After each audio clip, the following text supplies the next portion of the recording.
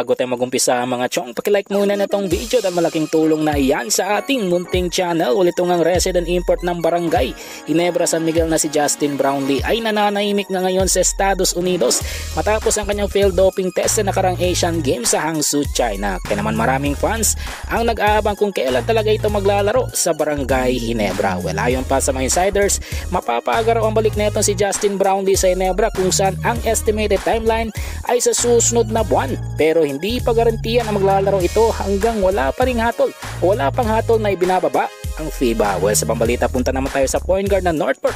Batang pure na si Franyo na umarangkada sa overtime period kasama itong si Arvin Tolentino kung saan nanaig ang Northport Batang pure kontra TNT Tropang Giga sa score na 128 to 123. Well, ayon pa sa report, nagkaroon ng mental lapse itong si Yu sa end of regulation at nagkaroon din ng turnover sa extra period, pero bumawi naman noong pumukol ito ng 3 kasama itong si Tolentino para tulungan ang Northport Batang pure na makatakas sa TNT Tropang Giga.